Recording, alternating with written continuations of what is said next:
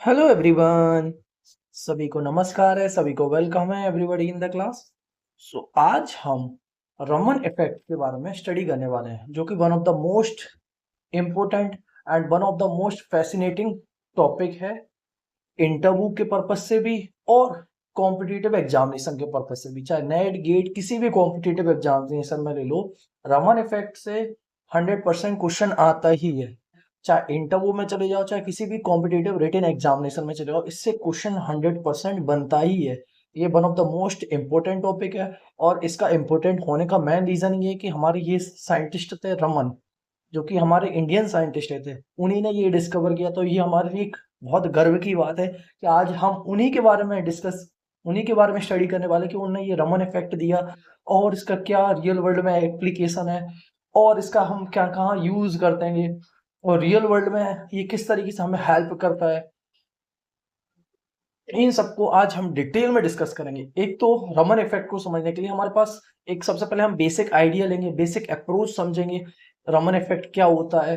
फिर इसके बाद इसकी हमारे पास दो थ्योरी है, एक क्लासिकल थ्योरी है और एक क्वांटम थ्योरी है। क्लासिकल थ्योरी काफी चीजों को एक्सप्लेन कर पाती है, बट सभी चीजों को एक्सप्लेन नहीं कर पाती है रमन इफेक्ट को। फिर इसके बाद हम क्वांटम थ्योरी को समझते हैं डिटेल में। आज के लेक्चर में हम पहले समझेंगे एक basic idea classical theory of Raman effect, जिसमें हम समझेंगे कि रमन इफेक्ट क्या होता है, इसके क्या क्या फिनोमेना, इसके रियल एप्लीकेशन क्या है। जैसे हमारे पास हमने देखा होगा कि हमारे जो जो हमारे समुद्र में जो हमें पानी नीला दिखता है वो क्यों दिखता है, हमारा जो आसमान का कलर है वो ब्लू क्यों दिखता है। इन सब चीजों को रमन इफेक्ट ना बहुत अच्छे से रेले स्केटरिंग के थ्रू, बहुत काफी अच्छे तरीके से हम रेले स्केटरिंग के थ्रू ये चीजें काफी अच्छे से समझ चुके थे।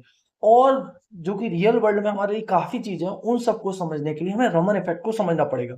तो ये हम आज मानेंगे कि रमन इफेक्ट एक ऐसा टॉपिक को पढ़ने वाले हैं जो कि हमारे इंडियन साइंटिस्ट है जिनने इस फिनोमेना को दिया है, जो कि हमारे लिए बहुत गर्व की बात है। सो हम स्टार्ट करते हैं रमन इफेक्ट को। सबसे पहले हम रमन इफेक्ट को समझेंगे, जिसमें हम देखेंगे हमारे पास एक तो रेले लाइन आती है, फिर एक एंटी स्टोक्स लाइन आती है, एक स्टोक्स लाइन आती है। इन सबको आज हम डिटेल में समझने वाले हैं, जो कि आज आप देखने वाले हैं। हम एक क्या करते हैं, हम मोनोक्रोमेटिक लाइट को इंसिडेंट कराते हैं किसी वाइब्रेटिंग मॉलिक्यूल पर, राइट। अगर उसकी फ्रीक्वेंसी चेंज नहीं होती, फ्रीक्वेंसी मोनोक्रोमेटिक लाइट को इंसिडेंट कराने पर हमें फ्रीक्वेंसी सेम मिलती है, तो हम उसको कहेंगे रेले स्कैटरिंग। अगर उसमें फ्रीक्वेंसी में चेंज आता है, या फिर इंक्रीज करती है या फिर डिक्रीज करती है, तो उसको कहते हैं हम रमन स्कैटरिंग। ये फिनोमेना। और प्रीवियस क्लासेस में हम जैसे rotational spectroscopy, vibrational spectroscopy, rotational vibrational spectroscopy discuss कर चुके हैं। सो उसका मैं एक ओवरव्यू और उसका एक रिवाइज करा देता हूँ। जैसे हमने देखा था, सबसे पहले हमने क्या देखा था, rotational spectroscopy, rotational spectroscopy. Rotational spectroscopy में हमने देखा था, एक तो हमारे पास दो टाइप के मॉलिक्यूल होते हैं, एक होमोन्यूक्लियर मॉलिक्यूल और दूसरा hetero nuclear molecule. Rotational spectroscopy था, दूसरा था हमारे पास वाइब्रेशनल स्पेक्ट्रोस्कोपी, और तीसरा था हमारा रोटेशनल वाइब्रेशनल स्पेक्ट्रोस्कोपी, जो कि इन दोनों का कंबाइन था, इन दोनों का कंबाइन था। एंड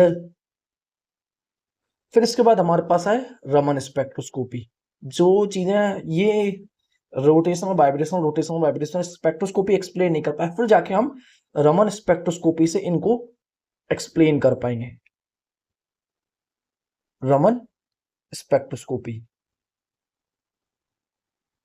एक पूरा पिक्चर क्लियर हो जाएगा, जस्ट कुछ टाइम दे दीजिए मेरे को। एक दिमाग में पूरी पिक्चर क्लियर कर दूंगा कि एक्चुअल में ये क्या है, कैसा है, सब कुछ क्लियर हो जाएगा। जस्ट फोकस करें आप और लेक्चर को एंजॉय करें। सबसे पहले हमने देखा था rotational spectroscopy. Homonuclear molecule means जो सेम टाइप के मॉलिक्यूल, जैसे H2 हो गया, O2 हो गया, N2 हो गया। और हाइड्रोन्यूक्लियर मॉलिक्यूल जो डिफरेंट टाइप के मॉलिक्यूल्स होते हैं, जिसमें हमारे पास CO2, H2O, CH4, जो डिफरेंट टाइप के मॉलिक्यूल उसको हम हेट्रो न्यूक्लियर मॉलिक्यूल कहते हैं, हेट्रो न्यूक्लियर, और ये होमोन्यूक्लियर मॉलिक्यूल। सो रोटेशनल स्पेक्ट्रोस्कोपी में हमने क्या देखा था, रोटेशनल स्पेक्ट्रोस्कोपी में हमने देखा था कि रोटेशनल स्पेक्ट्रोस्कोपी तभी एक्टिव रहती है जब हेट्रोन्यूक्लियर मॉलिक्यूल होते हैं, एक्टिव होती है, और होमोन्यूक्लियर मॉलिक्यूल के लिए क्या होती है, ये इनएक्टिव होती है, ये इनएक्टिव होती है। ऐसे ही वाइब्रेशनल स्पेक्ट्रोस्कोपी भी सिर्फ हेट्रोन्यूक्लियर मॉलिक्यूल के लिए एक्टिव होती है, और होमोन्यूक्लियर मॉलिक्यूल के लिए ये क्या रहती है, इनएक्टिव रहती है, इनएक्टिव रहती है। ऐसे ही रोटेशनल वाइब्रेशनल स्पेक्ट्रोस्कोपी में भी हेट्रोन्यूक्लियर मॉलिक्यूल के लिए ये एक्टिव रहती है और इनके लिए इनएक्टिव रहती है। In the similar way Raman spectroscopy, जो कि हमारा आज डिस्कस करने वाले हैं क्लासिकल थ्योरी, ये रोटेशन होमो और हेट्रो दोनों के लिए एक्टिव रहती है। यही सबसे ब्यूटीफुल थिंग है इस रमन स्पेक्ट्रोस्कोपी की। सो होमो और हेट्रोन्यूक्लियर दोनों मॉलिक्यूल के लिए ये स्पेक्ट्रोस्कोपी एक्टिव है। होमो और हेट्रो दोनों टाइप के मॉलिक्यूल के लिए ये स्पेक्ट्रोस्कोपी प्रेजेंट है, होमो हो चाहे hetero, right. So Raman spectroscopy active है होमोन्यूक्लियर और heteronuclear molecule, but rotational vibrational spectroscopy active है किसके लिए, सिर्फ हेट्रोन्यूक्लियर मॉलिक्यूल के लिए। बट रमन स्पेक्ट्रोस्कोपी हेट्रो और होमो दोनों के लिए एक्टिव है। नाउ हम सबसे पहले एक ओवरव्यू लेते हैं रमन स्पेक्ट्रोस्कोपी, जो कि हमारी क्लासिकल थ्योरी है शॉर्ट वे में, फिर इसके बाद हम इसको डिटेल में समझेंगे। So scattering of light with a change in frequency due to molecular, Raman spectroscopy को हम क्या कहेंगे, स्कैटरिंग ऑफ लाइट मीन जब लाइट स्कैटर करती है विद चेंज इन फ्रीक्वेंसी, जब उसकी फ्रीक्वेंसी चेंज हो जाती है ड्यू टू मॉलिक्यूलर वाइब्रेशन, उसको हम रमन स्पेक्ट्रोस्कोप कहते हैं। जैसे हम ये हमारा मॉलिक्यूल जो कि वाइब्रेटिंग मॉलिक्यूल, जब इस पे हम लाइट इंसिडेंट कराते हैं, जब इस पे हम लाइट इंसिडेंट करा रहे हैं, ये लाइट इंसिडेंट कराई, इंसिडेंट लाइट जो कि ओमेगा हमने मान लिया। सो ये मॉलिक्यूल क्या कर रहा है, वाइब्रेट कर रहा है। तो वाइब्रेट कर रहा है, सो वाइब्रेशन करने के कारण इसकी पोलरिजिबिलिटी चेंज हो जाएगी, polarizability changes due to vibration. So polarizability changes due to vibration, अगर पोलरिजिबिलिटी चेंज होगी ड्यू टू वाइब्रेशन, इससे क्या होगा, हमारे पास क्या आएगा, scatter light has a new frequency. Now हमारे पास जो स्कैटर लाइट आ रही होगी उसकी फ्रीक्वेंसी न्यू आ रही होगी। देखो जैसा हमने जो लाइट इंसिडेंट कराई वाइब्रेटिंग मॉलिक्यूल पर, वाइब्रेट करने के कारण इसकी पोलरिजिबिलिटी चेंज होगी। पोलरिजिबिलिटी चेंज होने से अब इसके पास हमारे पास दो टाइप की फ्रीक्वेंसी आ रही होगी, मींस दो टाइप की हमें वेवलेंथ या फिर फ्रीक्वेंसी मिलेगी। अगर हमारे पास जो लाइट इंसिडेंट कराई सेम फ्रीक्वेंसी की लाइट मिली, सेम फ्रीक्वेंसी की अगर हमें लाइट मिली, तो उसको हम कहेंगे, क्या कहेंगे, रेले स्कैटरिंग। और अगर हमारे लिए डिफरेंट मींस जो हमने जैसे सपोज करो लाइट इंसिडेंट कराई, अगर कुछ उसमें इंक्रीमेंट या फिर डिक्रीमेंट मिला, तो उसको हम रमन स्पेक्ट्रोस्कोपी कहेंगे। और रमन स्पेक्ट्रोस्कोपी में हमारे पास दो टाइप की लाइन मिलती है, एक स्टोक्स लाइन और एक anti Stokes line. Means Raman spectroscopy में हमारे पास दो टाइप की लाइन फ्रीक्वेंसी मिलेंगी, एक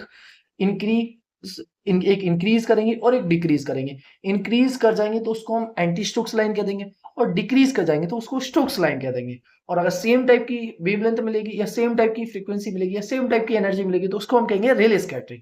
मींस हम कह सकते हैं हम किसी वाइब्रेटिंग मॉलिक्यूल पे हम लाइट को इंसिडेंट कराते हैं, और हमें जो लाइट इंसिडेंट कराई, जो एनर्जी हमने दी, अगर हमें सेम टाइप की एनर्जी मिली तो उसको हम रेले स्कैटरिंग कहेंगे।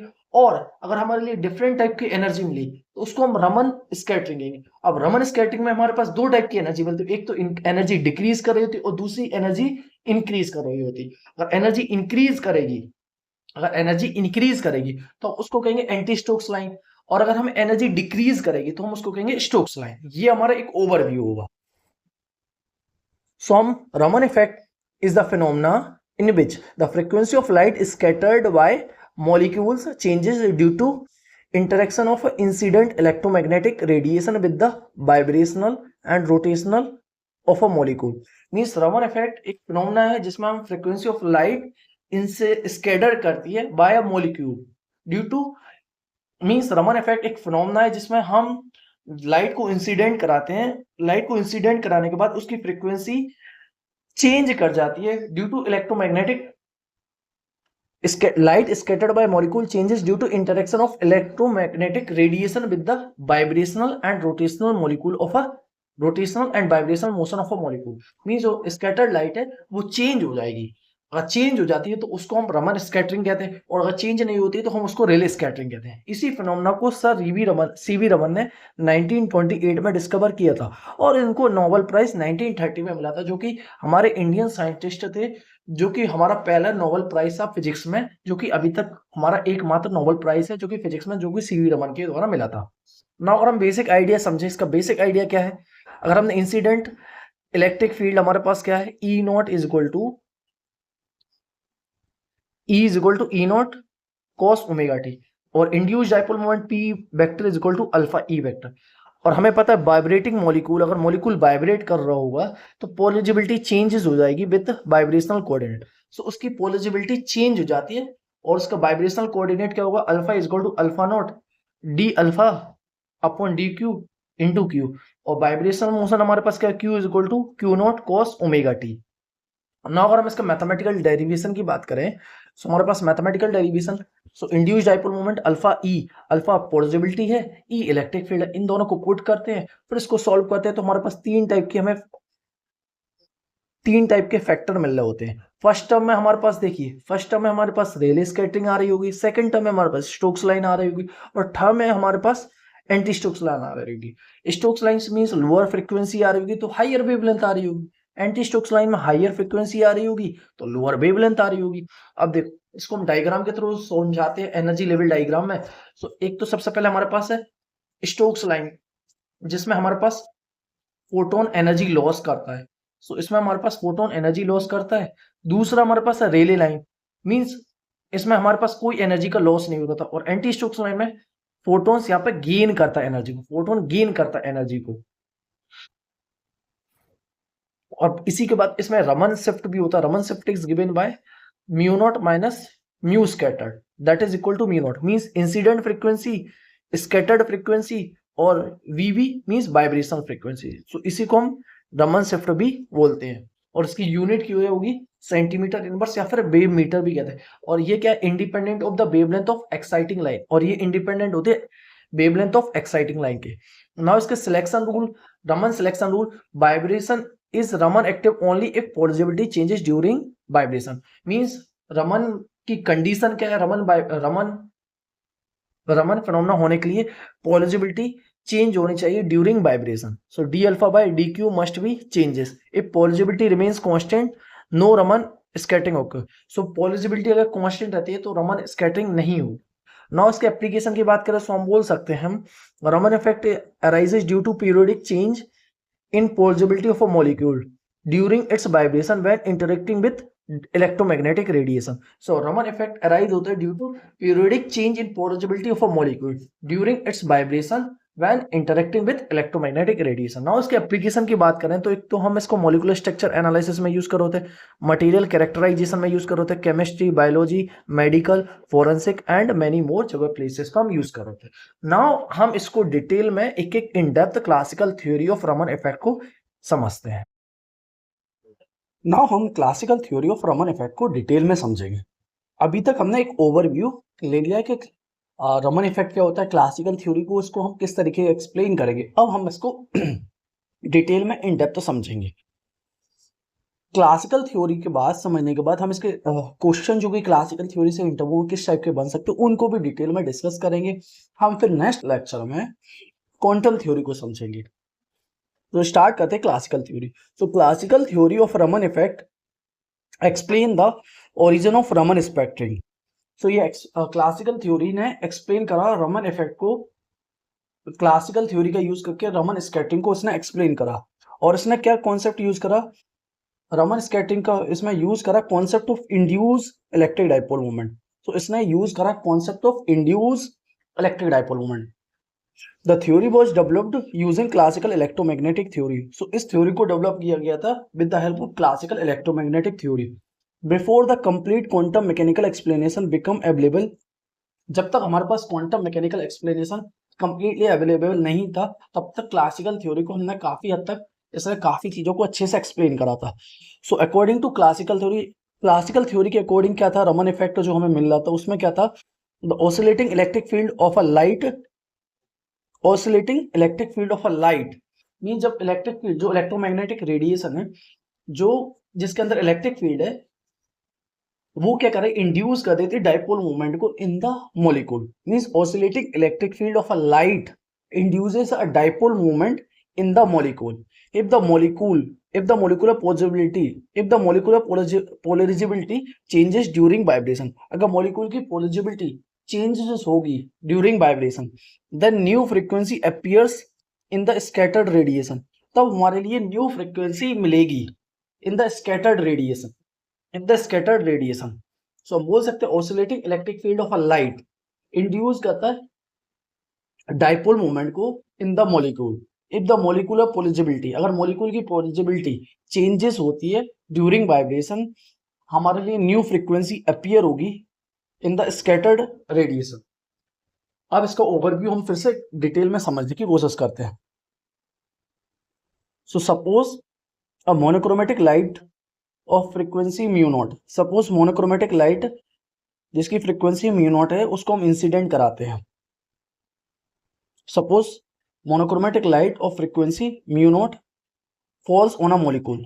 सो ये हमारे पास मॉलिक्यूल है, इस पे हम monochromatic light, monochromatic mean single wavelength की लाइट, अगर इसको हम इंसिडेंट कराते हैं मॉलिक्यूल पे, सो इससे क्या होगा, the electric field of the incident light, क्योंकि हमें पता इलेक्ट्रोमैग्नेटिक रेडिएशन है वो ऑसिलेट कर रही थी, इलेक्ट्रिक फील्ड और मैग्नेटिक फील्ड एक दूसरे का परपेंडिकुलर ऑसिलेट कर रही थी। सो इससे क्या होगा, electric field of incident light, जो कि हमने इलेक्ट्रिक फील्ड जो इलेक्ट्रोमैग्नेटिक रेडिएशन जो मोनोक्रोमेटिक लाइट को हमने इंसिडेंट कर, उसमें जो इलेक्ट्रिक फील्ड होगी उसको हम लिखे E vector is equal to E naught cos 2 pi nu naught T, जिसमें हमारे पास ई नॉट क्या है, amplitude of the electric field है, न्यू नॉट हमारे पास फ्रीक्वेंसी ऑफ इंसिडेंट लाइट है, न्यू नॉट हमारे पास फ्रीक्वेंसी ऑफ इंसिडेंट लाइट है।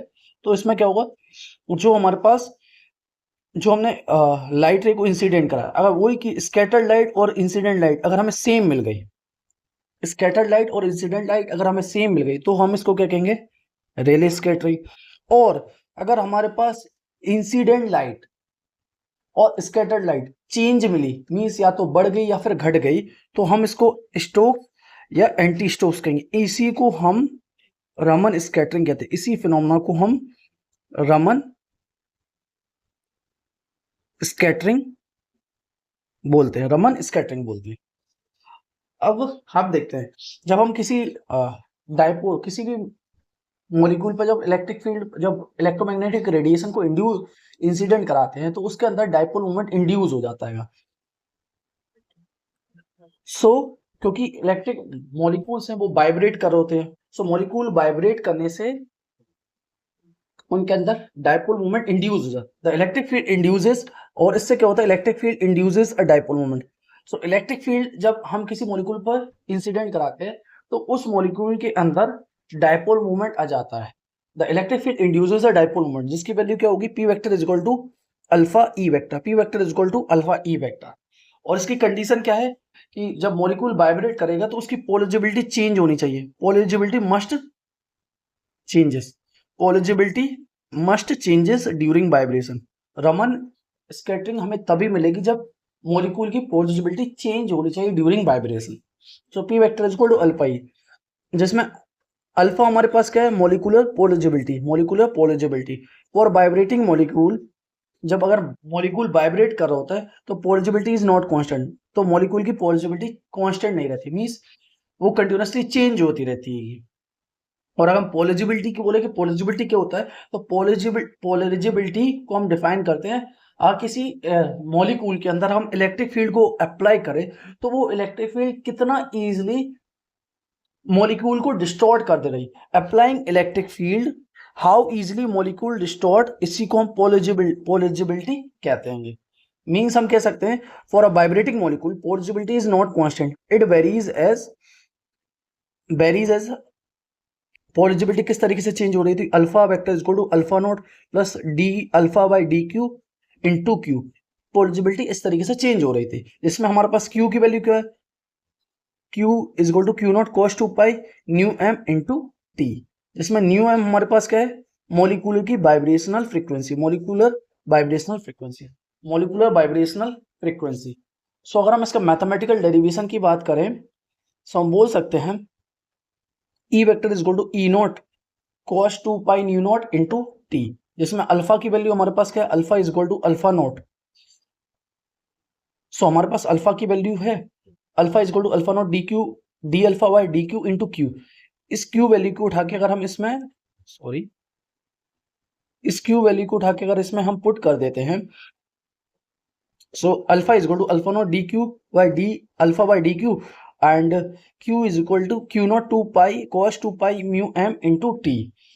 और हमें पता है पी वेक्टर क्या होता है, अल्फा ई वेक्टर होता है, P is equal to alpha E vector. Hence हम बोल सकते हैं क्या बोल सकते हैं, P is equal to alpha E है, पोर्जिबिलिटी अल्फा हमारे पास polarizability means dipole moment P vector is equal to alpha E vector हो जाएगा, जिसमें हम पी वेक्टर को लिखेंगे अल्फा, हम क्या लिखेंगे alpha naught D alpha by D Q Q naught 2 pi cos new T, ये वैल्यू रख दी और ई वेक्टर की वैल्यू और इधर रख दी, राइट। सो अब इसको हम एक्सपेंड करेंगे, मींस इसका अंदर मल्टीप्लाई कर देंगे, इसका इसका इससे मल्टीप्लाई करेंगे और इसका इससे मल्टीप्लाई। सो मल्टीप्लिकेशन करने पे P vector is equal to alpha naught E naught cos 2 pi nu naught into T plus D alpha by D Q Q naught E naught cos 2 pi nu M T cos 2 pi nu naught into T. अगर हम trigonometric identity को use करें, हमें पता है cos A cos B, या फिर हमें इस तरीके से याद होता है इस generally formula 2 cos A cos B is equal to cos A plus B plus cos A minus B, cos A minus B. ये फॉर्मूला हमें जनरली इस तरीके से याद हो रहा होता है। सो अब इस फॉर्मूले को अगर हम यहां देखें cos ए cos बी सो 1/2, तो इसको एक्सपेंड करते हैं तो हमारे पास जो इक्वेशन आएगी फर्स्ट टर्म तो सेम रहेगी exactly, P vector is equal to, इसको मैं अच्छे से डिटेल में लिखता हूँ, P vector is equal to alpha naught E naught cos 2 pi nu naught T plus 1/2 D alpha by D Q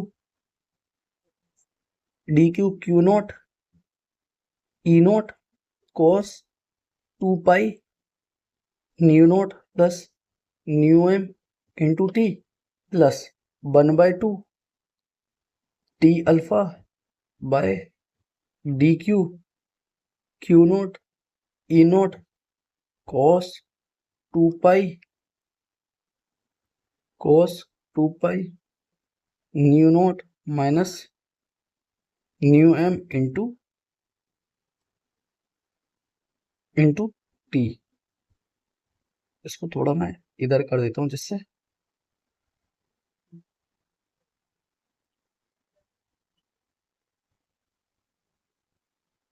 into T, ये हमारे पास जनरल एक्सप्रेशन आ रही है।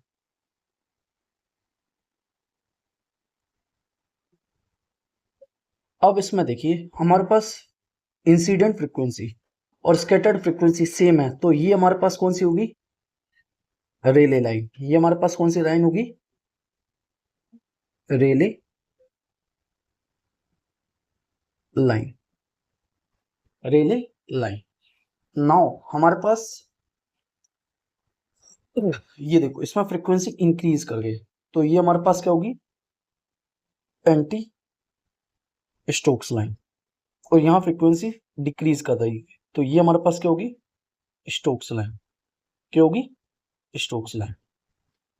सो क्लासिकल मैकेनिक्स को किस तरीके से यूज कर पाए, एक बार फिर से मैं ओवरव्यू देता हूँ। सबसे पहले हमने देखा है कि मॉलिक्यूल है, मॉलिक्यूल पे हम इलेक्ट्रोमैग्नेटिक रेडिएशन इंसिडेंट करा रहे हैं। सो इलेक्ट्रोमैग्नेटिक रेडिएशन में इलेक्ट्रिक फील्ड जो कि ऑसिलेट कर रही थी, सो वो मॉलिक्यूल पे इंसिडेंट करेंगे, उससे क्या होगा, डायपोल वो क्या कहेगी, जब किसी मॉलिक्यूल पे हम इलेक्ट्रिक फील्ड को इंसिडेंट कराते हैं तो इंसिडेंट कराने से वो मॉलिक्यूल को पोलराइज कर देती है, और उससे पोलराइजेबिलिटी, मॉलिक्यूल को पोलराइज करने से उसकी पोलराइजेबिलिटी चेंज होती है। पोलराइजेबिलिटी चेंज होने से वो मॉलिक्यूल के अंदर डिस्टॉर्शन आता है। सो पोलराइजेबिलिटी फिर पोलराइज, जब किसी मॉलिक्यूल पे हम इलेक्ट्रिक फील्ड को डालते हैं तो मॉलिक्यूल पोलराइज हो जाता है, और पोलराइज होने से उसके अंदर डाइपोल मूवमेंट आता है और पोलराइजेबिलिटी चेंज हो जाती है। सो इसी कॉन्सेप्ट का हमने यूज करा, P vector is equal to alpha E vector. Alpha हमारे पास पोलराइजेबिलिटी फैक्टर है जो कि बताता है कि इलेक्ट्रिक फील्ड अप्लाई करने से किस अमाउंट से तुम्हारी मॉलिक्यूल डिस्टॉर्ट हुआ है, मींस चेंज हुआ है। सो हमने इसको एक्सपेंड करा और यहाँ पे लिखा P vector is equal to alpha E vector. Alpha हमारे पास पोलराइजेबिलिटी कांस्टेंट पोलराइजेबिलिटी है जो कि हमने इसको एक्सपेंड करके लिखा, और ई वेक्टर हमारे पास इलेक्ट्रिक फील्ड वेक्टर। इन दोनों को लिखा, फिर इनको एक्सपेंड कर दिया, और फिर इसके बाद आइडेंटिकल यूज करके हमने निकाला कि जब हमारे पास फ्रीक्वेंसी सेम आ रही है, जब हमारे पास फ्रीक्वेंसी सेम आ रही है तो रेले लाइन है, जब हमारे पास फ्रीक्वेंसी इंक्रीज कर जा रही है तो एंटी स्टोक्स लाइन, जब फ्रीक्वेंसी डिक्रीज कर जा रही है तो हमारे पास स्टोक्स लाइन। ना अगर हम इंटरप्रिटेशन करें तीनों टर्म्स को जो मैं ऑलरेडी बता चुका हूँ, एक बार और समझते हैं। सो हम बोल सकते हैं induced dipole oscillates with 3 different frequency. So जो इंड्यूस्ड डाइपोल हुआ है वो ऑसिलेट कर रहा है फिर 3 डिफरेंट फ्रीक्वेंसी। अगर न्यू नॉट है, प्रोड्यूसेस मींस अगर जो फ्रीक्वेंसी वो सेम है तो उसको हम क्या कहेंगे, रेले लाइन कहेंगे। और अगर उसकी फ्रीक्वेंसी डिक्रीज कर गई है, nu naught minus nu M, so इसको हम क्या कहेंगे, स्टोक्स लाइन कहेंगे। और थर्ड टर्म में हमारे पास फ्रीक्वेंसी इंक्रीज कर गई है, nu naught plus nu M, so इसको हम क्या कहेंगे, एंटी स्टोक्स लाइन कहेंगे। और कंडीशन क्या है, रमन एक्टिविटी के लिए कंडीशन ये है कि पोलराइजेबिलिटी चेंज होनी चाहिए ड्यूरिंग वाइब्रेशन। अब vibration is a Raman active only if D alpha by D Q must be changes, D alpha by D Q must be changes, that is the molecular polarisability must change during vibration. So molecular की polarisability change होनी चाहिए during vibration. अगर इसको हम energy level diagram से represent करेंगे, सो एक तो हमारे पास ये ग्राउंड स्टेट है और ये हमारे पास वर्चुअल स्टेट कह देते हैं। सो हम देखेंगे कि अगर ये पार्टिकल ग्राउंड से एक्साइटेड स्टेट में गया, ठीक है, और एक्साइटेड स्टेट से ग्राउंड स्टेट में आया, या फिर एक्साइटेड स्टेट से ग्राउंड स्टेट में आया, तो इसके करस्पॉन्डिंग हमारे पास 3 टाइप के ग्राफ आ रहे होते हैं। मींस हमारे पास जो फ्रीक्वेंसी है वो सेम टाइप की फ्रीक्वेंसी एमिट करा तो हम इसको कहेंगे रेले लाइन, इसको क्या कहेंगे हम, रेले लाइन। अगर हमारे पास फ्रीक्वेंसी इंक्रीज कर गई, है तो हम इसको कहेंगे एंटी स्टोक्स,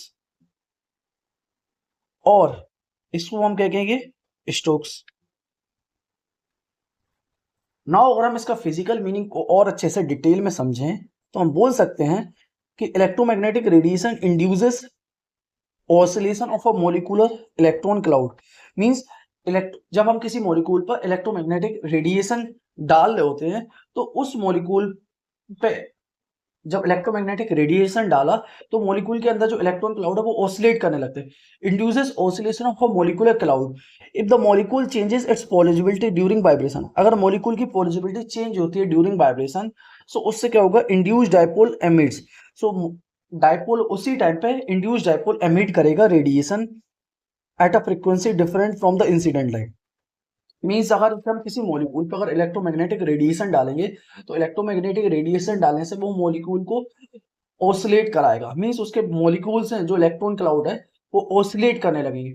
अगर अगर मॉलिक्यूल की पोलराइजेबिलिटी चेंज होती है ड्यूरिंग वाइब्रेशन और अब मॉलिक्यूल वाइब्रेट करा, उसी टाइम उसकी पोलराइजेबिलिटी चेंज होती है, तो इंड्यूस्ड डाइपोल मूवमेंट है, जो इंड्यूस्ड डाइपोल है वो रेडिएशन एमिट करेगा, वो डिफरेंट जो डिफरेंट फ्रीक्वेंसी एमिट करेगा जो उस पर इंसिडेंट करेगा। जैसे उसको जैसे ये मॉलिक्यूल है, अब इस पर हमने इलेक्ट्रोमैग्नेटिक रेडिएशन डाली जिसकी फ्रीक्वेंसी मैंने कब न्यू नॉट है। अब ये मॉलिक्यूल पोलराइज हो गया, इसी मूवमेंट पे इसकी पोलराइजेबिलिटी चेंज होती है, इसकी पोलराइजेबिलिटी चेंज हो रही है D Q by D alpha. Means polarisability अगर चेंज हो रही है, पोलराइजेबिलिटी चेंजेस, तो अब ये जो रेडिएशन एमिट करेगा वो डिफरेंट फ्रीक्वेंसी करेगा, ना कि ये न्यू नॉट जो हमने इंसिडेंट न्यू नॉट करके, या तो ये क्या करेगा nu naught minus nu M, या फिर nu naught plus nu M. Nu M molecular vibration frequency. अगर पोलराइजेबिलिटी, अगर किसी मॉलिक्यूल पर अगर हम इलेक्ट्रोमैग्नेटिक रेडिएशन को इंसिडेंट कराते हैं और इलेक्ट्रोमैग्नेटिक रेडिएशन कराने के बाद अगर उसकी पोलराइजेबिलिटी चेंज हो जाती है, तो जो मॉलिक्यूल इलेक्ट्रोमैग्नेटिक रेडिएशन एमिट करेगा वो डिफरेंट फ्रीक्वेंसी के इलेक्ट्रोमैग्नेटिक रेडिएशन को एमिट करेगा, सेम टाइप के इलेक्ट्रोमैग्नेटिक रेडिएशन को एमिट नहीं करेगा। यही हमारा एक्चुअल में रमन फिनोमेना है, जो कि क्लासिकल थ्योरी से हम एक्सप्लेन कर पाए। So Raman scattering originate from the change in molecular polarizability. So हम फाइनली बोल सकते हैं कि जो रमन स्कैटरिंग ओरिजिनेट हो रही है वो किसके कारण हो रही है? From the change in molecular polarisability, means Raman scattering originates from the change in molecular polarisability. अब हम इसके बाद सक्सेस और फेलियर की बात करते हैं कि हमारी क्लासिकल थ्योरी क्या क्या चीजें रमन इफेक्ट से एक्सप्लेन कर पाई। So explain the existence of Raman scattering. So classical theory explain कर पाई existence of Raman scattering, predict Rayleigh Stokes and anti Stokes line, और ये प्रेडिक्ट कर पाई स्टोक्स और एंटी स्टोक्स लाइन को, ड्राइव्स रमन फ्रीक्वेंसी मैथमेटिकली, और ये ड्राइव कर पाई रमन फ्रीक्वेंसी को mathematically, explain Raman activity through change in polarizability, और ये एक्सप्लेन कर पाई रमन एक्टिविटी को through change in polarizability, Raman activity को थ्रू चेंज इन पोलराइजेबिलिटी, और प्रेडिक्ट कर पाई Raman shift independent of incident wavelength. और रमन शिफ्ट है वो इंडिपेंडेंट है किसके? इंसिडेंट वेवलेंथ के। Explain why Raman effect spectra complement, why Raman spectra complement infrared spectra, और ये एक्सप्लेन कर पाई कि रमन स्पेक्ट्रा कॉम्प्लीमेंट है किसका? इंफ्रारेड स्पेक्ट्रा के। नाउ इसके अगर हम फेलियर की बात करें, failure of classical theory Raman effect की, so classical theory can not explain why Raman scattering is extremely weak. So Raman spectra classical theory ये एक्सप्लेन नहीं कर पा रही थी कि रमन स्कैटरिंग एक्सट्रीमली वीक क्यों आ रही, मींस स्टोक्स और एंटी स्टोक्स की लाइन कोई ज्यादा है कोई कम है, इंटेंसिटी सबकी सेम नहीं है। Relative intensity of Raman lines, intensity के बारे में कुछ इंफॉर्मेशन नहीं दी पाई, difference in intensity between Stokes and anti strokes line. So Raman classical theory ये बता ही नहीं पा रही कि इंटेंसिटी का डिफरेंस क्यों आ रही है स्ट्रोक्स और एंटी स्ट्रोक्स लाइन में। Quantized vibrational and rotational energy levels, जो quantized vibrational and rotational energy levels है, selection rule for Raman transition, और सिलेक्शन रूल भी नहीं बता पाई रमन ट्रांजिशन के लिए। Polarization properties of Raman lines, जो पोलराइजेशन की प्रॉपर्टीज है वो रमन लाइन की वो भी एक्सप्लेन नहीं कर पा रही थी। रेजोनेंस रमन इफेक्ट को भी एक्सप्लेन नहीं कर पा रही थी। Quantum nature of photo molecule interaction, और quantum nature of photo molecular interaction को भी एक्सप्लेन नहीं कर पा रही थी। सो हम बोल सकते हैं Raman spectrum, Raman spectrum is extremely, so means Raman जो स्कैटरिंग आ रही है, जो कुछ मॉलिक्यूल के लिए हमें रमन स्कैटरिंग दिखती है वो क्यों इतनी वीक क्यों है, ये एक्सप्लेन नहीं कर पाती। रिलेटिव इंटेंसिटी को भी एक्सप्लेन नहीं कर पा रही थी। Difference between Stokes and anti Stokes line के बीच में इंटेंसिटी का डिफरेंस इतना क्यों है, ये भी एक्सप्लेन नहीं कर पाई थी। Quantize vibrational and rotational energy levels, जो quantize vibrational and rotational energy levels है उसका कुछ कॉन्सेप्ट ही नहीं दिया। सिलेक्शन रूल के बारे में भी कुछ आइडिया नहीं दिया। पोलराइजेशन प्रोबेबिलिटीज को भी रमन इफेक्ट नहीं बता पाई। Quantum nature of photo molecule का इंटरेक्शन के बारे में कुछ इंफॉर्मेशन नहीं दिया। सो हम बोल सकते हैं hence a complete explanation requires quantum theory of Raman effect. So इसके कंप्लीट एक्सप्लेनेशन के लिए हमें रिक्वायर्ड है quantum theory of Raman effect. Now अगर हम इसके सिग्निफिकेंस की बात करें, सो सिग्निफिकेंस के लिए हम बोल सकते हैं foundation of Raman spectroscopy, explain molecular polarisability, explain करा मॉलिक्यूलर पोलराइजेबिलिटी को, connects electromagnetic theory with molecular vibration, introduce Raman selection rule, basis for modern and laser Raman spectroscopy. Now अगर हम इसके एप्लीकेशन की बात करें, सो बोल सकते हैं Raman spectroscopy molecular structure determination में हम इसका यूज कर रहे थे, मटेरियल कैरेक्टराइजेशन में, सेमीकंडक्टर इंडस्ट्रीज में, पॉलीमर एनालिसिस में, फेरामोटिकल क्वालिटी कंट्रोल में, बायोलॉजिकल मॉलिक्यूलर एनालिसिस में, मेडिकल डायग्नोसिस में, इन्वायरमेंटल पॉल्यूशन मॉनिटरिंग में, फूड क्वालिटी टेस्टिंग में हम रमन इफेक्ट का यूज कर रहे थे, नैनो टेक्नोलॉजी में, जेमस्टोन आइडेंटिफिकेशन में, फोरेंसिक साइंस में, एस्ट्रोनॉमी एंड प्लानिटरी साइंस में, इंडस्ट्रियल प्रोसेस मॉनिटरिंग में। नाउ अगर हम इसके फाइनल फॉर्मूला सीट जो भी हम क्लासिकल थ्योरी को डिस्कस कर लिए उसको हम बनाएं, सो एक तो सबसे पहले electric field E vector is equal to E naught cos 2 pi nu naught into T, polarisation vector P vector is equal to alpha E, polarisation and polarisability alpha vector is equal to alpha naught D alpha by D Q into Q, Q is equal to Q naught cos 2 pi nu M into T, ये molecular की polarisation के बारे में बता रहा है। सो VS is equal to V naught means Rayleigh line के बारे में, Vs is equal to V naught nu naught minus nu M, so Stokes के बारे में mu S is equal to nu naught plus nu M anti Stokes के बारे में, change is polarisability के बारे में, D alpha by D Q changes does not equal to zero. ना अगर हम क्विक रिवीजन की बात करें सो हम बोल सकते हैं Raman effect is an inelastic scattering phenomena. So Raman effect एक प्रकार से इनइलास्टिक स्कैटरिंग फिनोमेना है। Classical theory is based on induced dipole moment. Classical theory based है इंड्यूस्ड डाइपोल मोमेंट पे। Raman activity requires a change in polarizability. Raman activity को requires a change in polarizability के बारे में। Three scattered frequency appears, Rayleigh Stokes and anti Stokes. Classical theory explain origin of Raman lines but not their quantum intensity. So classical theory explain करती origin of quantum lines but not their quantum intensity. Quantum theory is required for complete explanation. So हमारे लिए quantum theory की required है complete explanation के। So ये हमने पूरा का पूरा समराइज कर दिया जो कि हमने ऑलरेडी पढ़ रखा है। तो आप इसको देख सकते हैं जो एनर्जी लेवल डायग्राम आए हैं, राइट। और इसके बाद बेसिक आइडिया जो कि हमने पोलराइजेबिलिटी चेंज, रमन शिफ्ट आया, रमन सिलेक्शन रूल। सो रमन क्लासिकल थ्योरी में मैथमेटिकल डेरिवेशन जो कि हम ऑलरेडी डिस्कस कर चुके हैं। फर्स्ट लाइन हमारे लिए बता रही इलास्टिक स्कैटरिंग के बारे में, सेकंड स्टोक्स के बारे में, थर्ड टर्म एंटी स्टोक्स के बारे में बता रही। So Stokes lines is always present, anti Stokes lines is weaker and higher frequency more anti Stokes line scattering. So energy level diagram में देखो रेले स्कैटरिंग में सो जो तुमने एनर्जी डाली वही की वही एनर्जी अगर तुम्हें वापस मिल गई सो ये तुम्हारे लिए रेले स्कैटरिंग हो जाएगा। स्टोक्स स्कैटरिंग में क्या होगा कि जो तुमने एनर्जी दी बट तुम्हें वो ना मिलके उससे कम एनर्जी मिली, फोटोन लूजेस एनर्जी। जब फोटोन लूज कर देता है एनर्जी और मॉलिक्यूलर गेन्स वाइब्रेशनल एनर्जी। सो मॉलिक्यूल गेन कर लेता है वाइब्रेशनल एनर्जी को, तब हमारी स्टोक्स लाइन मिल रही थी।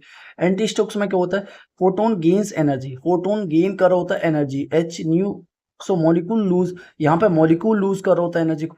सो यहाँ पे फोटोन गेन्स करता है एनर्जी को और मॉलिक्यूल लूज करता है वाइब्रेशनल एनर्जी को। सो इसलिए हमें एंटी स्टोक्स लाइन मिल रही होती है। तो स्टोक्स लाइन कब मिल रही होती है जब फोटोन लूज कर होता है अपनी एनर्जी को, तो मॉलिक्यूल करता है मॉलिक्यूल गेन करता है वाइब्रेशनल एनर्जी को। एंटी स्टोक्स लाइन जब मिलती है जब हमारे लिए फोटोन्स गेन करता है एनर्जी को और मॉलिक्यूल लूज करता है वाइब्रेशनल एनर्जी को। So final summary of classical theory हम बोल सकते हैं प्रेडिक्ट करा रामन इफेक्ट को due to changing polarizability, explain Rayleigh Stokes and anti Stokes, gives frequency relation correctly, Raman selection rule means d alpha by D q does not equal to zero, explain qualitative intensity trend. हम बोल सकते हैं Raman shift हमारे पास क्या है for Stokes के लिए न्यू वी और एंटी स्टोक्स के लिए भी न्यू वी, और इसके यूनिट क्या centimetre inverse, independent of wavelength of exciting line. Means ये इंडिपेंडेंट है किसके वेवलेंथ के, depends only on molecular vibration. So ये डिपेंड कर रहा है only on molecular vibration. This is why Raman spectrum is molecular fingerprint. इसलिए मॉलिक्यूल बोलते हैं कि रमन स्पेक्ट्रम एक प्रकार से मॉलिक्यूल का फिंगरप्रिंट है, ये इंडिपेंडेंट है वेवलेंथ के। इंटेंसिटी रिलेशन की बात करें so intensity is directly proportional to number of molecules in initial state. So Stokes intensity is more than anti Stokes intensity. So intensity of anti Stokes divided by intensity of Stokes is equal to exponential minus h nu by kBT. So polarization is a tensor quantity. Intensity depends on direction of polarization of incident and scatter light. So explain partially the polarization characterization of Raman effect.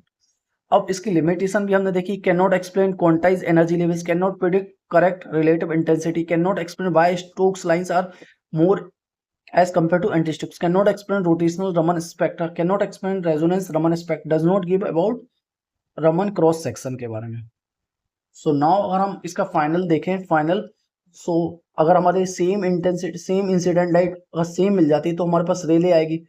Stokes में हमारे पास Stokes कब मिलता है जब photon हमारे पास loose कर देता है एनर्जी को, और एंटी स्टोक्स जब फोटोन गेन कर लेता है एनर्जी को, फोटोन गेन्स एनर्जी तब हमारे पास एंटी स्टोक्स आ रही होती है। सो ये हमारे पास एक ओवरव्यू हो जाएगा। और Raman intensity is direct means intensity of Stokes is greater than intensity of anti-Stokes. Classical theory cannot predict exact ratio of intensity. It gives only qualitative idea. ये सक्सेस और फेलियर है जो कि हम ऑलरेडी डिस्कस कर चुके हैं। एप्लीकेशन में बात करें so chemistry, physics, biology, medicine, material science, environmental and forensic industries हम इसमें यूज कर रहे होते हैं। So Raman effect arises due to periodic change in polarizability, three components Rayleigh, Stokes and anti Stokes. Raman shift is characteristics of molecule. Classical theory qualitative explanation only, quantum theory complete and qualitative explanation। अब हम इसके question जो कि interview वगैरह में पूछे जा सकते हैं क्लासिकल थ्योरी से, जो कि बहुत इंपॉर्टेंट है। इंटरव्यू वगैरह असिस्टेंट प्रोफेसर पीआर से डीआरडीओ वगैरह पीएचडी वगैरह के इंटरव्यू वगैरह में वो जनरली पूछते क्लासिकल थ्योरी के से रिलेटेड इंटरव्यू के क्वेश्चन। सो हम इस क्वेश्चनों को डिस्कस करते हैं।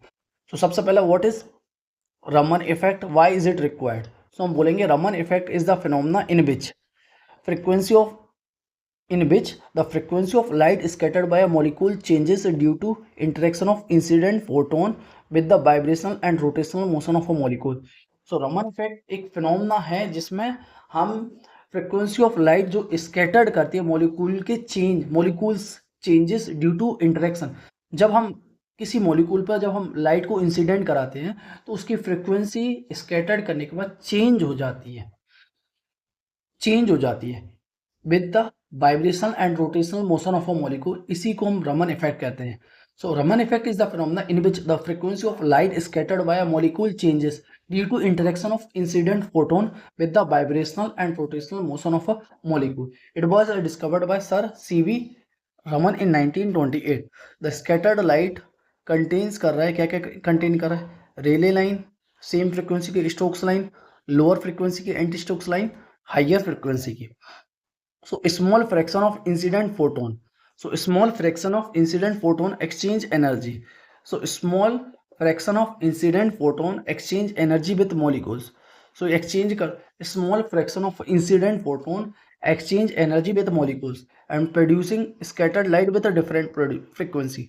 और ये produce कर रहा है scattered light को with a different frequency. Why was Raman spectroscopy developed in infrared spectroscopy already exist?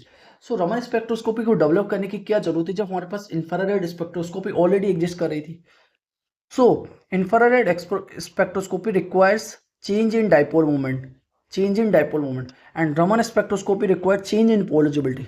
So infrared spectroscopy में हमने देखा था, जिसमें हमने देखा था रोटेशनल एंड वाइब्रेशनल में स्पेक्ट्रोस्कोपी में, वहां में रिक्वायर्ड था डाइपोल मूवमेंट चेंज होना चाहिए। बट रमन स्पेक्ट्रोस्कोपी में change in polarizability means polarizability change होनी चाहिए। Alpha is polarizability and Q is a normal coordinates. So physical meaning molecules such as N2O2H2 are infrared inactive. ये molecules infrared inactive होते हैं but ये Raman active होते हैं।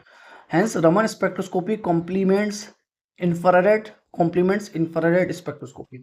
सो हम इंफ्रारेड स्पेक्ट्रोस्कोपी से सिर्फ हेट्रोन्यूक्लियर मॉलिक्यूल को ही एक्सप्लेन कर पा रहे थे, होमोन्यूक्लियर मॉलिक्यूल के लिए इनएक्टिव हो जा रही थी। But with the help of Raman spectroscopy हम होमो हेट्रो दोनों टाइप के मॉलिक्यूल को एक्सप्लेन कर पा रहा है और ये दोनों टाइप के मॉलिक्यूल के लिए एक्टिव है, इसलिए हमें रमन स्पेक्ट्रोस्कोपी रिक्वायर्ड है as compare to infrared spectroscopy. Now अगर हम बात करें explain the classical theory of Raman effect. तो classical theory of Raman effect क्या कहेंगे कि एन इंसिडेंट इलेक्ट्रिक फील्ड, जो कि incident electric field E vector is equal to E naught cos omega T. So induce dipole moment हमारे पास क्या आ रहा है, P vector is equal to alpha E vector, P vector is equal to alpha E vector है। So if the molecule vibrate करा, अगर molecule vibrate करा so alpha is equal to alpha naught D alpha by D Q into Q, where Q हमारे पास क्या है, Q naught cos omega naught T. So अगर हम इसकी वैल्यू को पुट करते हैं so P is equal to alpha E vector, alpha की जगह हम क्या लिखेंगे, alpha naught plus D alpha by D Q, Q naught cos omega naught T and electric field E naught cos omega T, E naught cos omega T. So हम इसको बोल सकते हैं this equation forms the basis of classical theory. So ये equation forms कर रही है कि इसका बेसिस कर रहा है क्लासिकल थ्योरी का। The vibrating molecules continuously changes its polarizability. So जो वाइब्रेटिंग मॉलिक्यूल्स है वो कंटिन्यूसली चेंज करते रहते हैं अपनी पोर्जिबिलिटी को and producing new scattering frequency, और प्रोड्यूस करते हैं न्यू स्कैटर फ्रीक्वेंसी को। सो वाइब्रेटिंग मॉलिक्यूल्स है वो कंटिन्यूसली चेंज करते रहते हैं पोर्जिबिलिटी को और प्रोड्यूस करते हैं न्यू स्कैटर्ड फ्रीक्वेंसी को। Derive Raman frequency components, Raman frequency component cos A cos P जो आइडेंटिटी हम ऑलरेडी यूज कर चुके हैं। सो इसके बाद इसको ड्राइव करने के बाद हमारे पास ये रिलेशन आ रहा होता है जिसमें हमारे पास 3 फ्रीक्वेंसी अपीयर होती है, omega naught plus omega B plus omega naught minus omega B. Means इसमें हम बोल सकते हैं molecule act as a frequency modulator. So इसमें मॉलिक्यूल एक्ट कर रहा होता है फ्रीक्वेंसी मॉड्यूलेटर की तरह and producing additional scattered frequency, और इसमें प्रोड्यूस कर होता है एडिशनल स्कैटर्ड फ्रीक्वेंसी को। What are Rayleigh Stokes and anti-Stokes line. What are Rayleigh, Stokes and anti-Stokes line? So Rayleigh line means जो scattered frequency इंसिडेंट फ्रीक्वेंसी के बराबर होगी तो रेले लाइन हो जाएगी. स्टोक्स में क्या होगी? स्कैटर्ड फ्रीक्वेंसी लेस देन वो किसके? इंसिडेंट फ्रीक्वेंसी के, तो स्टोक्स लाइन आ रही है. Scattered frequency greater than incident frequency के आ रहे हो तो उसके करस्पॉन्डिंग हमारे पास क्या आएगा? एंटी स्टोक्स लाइन आ रही होगी. सो हम इसका फिजिकल मीनिंग को समझे. So Rayleigh scattering has a no energy transfer. So Rayleigh scattering में कोई एनर्जी का ट्रांसफर नहीं हो रहा था. Stokes scattering transfer energy from photon to molecule and anti Stokes scatter transfer energy from molecule to photon. So Rayleigh Stokes scattering में energy transfer करता है from photon to molecules, means photon transfer कर होता है energy को from photon to molecule. For anti Stokes scattering में energy का transfer हो रहा था from molecule to photon. Why are Stokes line are more intense than anti Stokes line? So Stokes line more intense क्यों होती है as compare to anti Stokes line? So हम बोल सकते हैं according to Boltzmann distribution more molecules remains in the ground vibrational state. So जो ज्यादा molecule होते हैं वो ग्राउंड स्टेट में रहते हैं. Therefore total number of molecules in ground state is greater than excited state. So intensity, इसलिए हम बोल सकते हैं intensity of Stokes line is greater than intensity of anti-Stokes line. Means more molecules can absorb energy than release energy. So ज़्यादा molecule absorb कर सकते हैं energy को as compared to release energy. So more molecule can absorb energy than release energy. What is Raman shift and why is it important? So Raman shift क्या है और ये important क्यों है? हम बोल सकते हैं Raman shift nu naught delta nu naught is equal to nu naught minus v s, जिसमें हमारे पास इसकी यूनिट है सेंटीमीटर इनवर्स. सो हम बोल सकते हैं Raman shift depends only on vibrational molecular vibration energy and is independent of laser wavelength. और ये इंडिपेंडेंट है लेजर वेवलेंथ के. Raman shift depends only on molecular vibration energy and is independent of laser wavelength. What is the selection rule for Raman spectroscopy? Raman spectroscopy के लिए क्या selection rule है? So vibration is Raman active if d alpha by dq changes. Means polarizability change होनी चाहिए. Raman spectroscopy का selection rule यही है. Only vibration that changes molecular polarizability produce Raman scattering. Means polarizability change होगी उसी के corresponding हमारे पास Raman scattering आएगी. ना अगर हम कंपेयर करें compare Raman and infrared spectroscopy को, सो एक हमें आइडिया लग जाएगा रमन एंड इंफ्रारेड स्पेक्ट्रोस्कोपी को. सो इसमें इंटरेक्शन हमारे पास रमन में पोलरिजिबिलिटी का होता है, इसमें डायपोल मोमेंट का हो रहा होता है हमारे पास.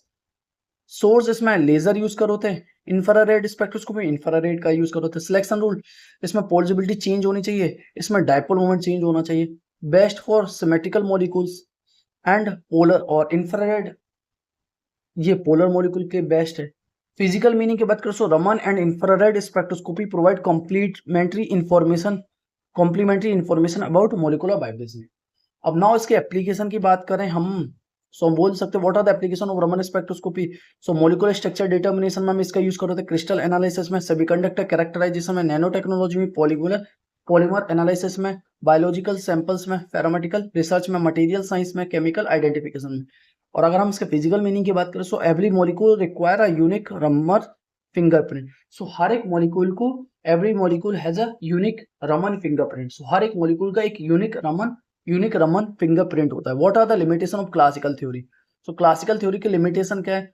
सो classical theory explains origin of Raman frequency, polarizability concept, Stokes and anti-Stokes line, but it cannot explain Raman intensity quantitatively, selection rule completely, quantum transition. Quantum theory is required for complete understanding. इसलिए हमें quantum theory की requirement है complete understanding के लिए. So classical theory predicts frequency shift, but not all microscopic quantum phenomena. So classical theory predict कर रही है frequency shift को, but all microscopic quantum effects को explain नहीं कर पा रहे हैं. सो ये रमन इफेक्ट कनेक्ट कर रहा है इलेक्ट्रोमैग्नेटिक थ्योरी को, मॉलिक्यूलर स्पेक्ट्रोस्कोपी को, पोलरिजिबिलिटी को, क्लासिकल ऑसिलेटर मॉडल को, वाइब्रेशनल स्पेक्ट्रोस्कोपी को और रमन क्वांटम मैकेनिक्स को. सो फाइनली हम बोल सकते हैं incident induced dipole moment, changing polarizability, Raman scattering, Stokes and anti Stokes. So Raman effect explain how vibrating molecules scatter light with shifted frequency due to change in polarizability. It is one of the most important topics. It is one of the most important spectroscopic topic.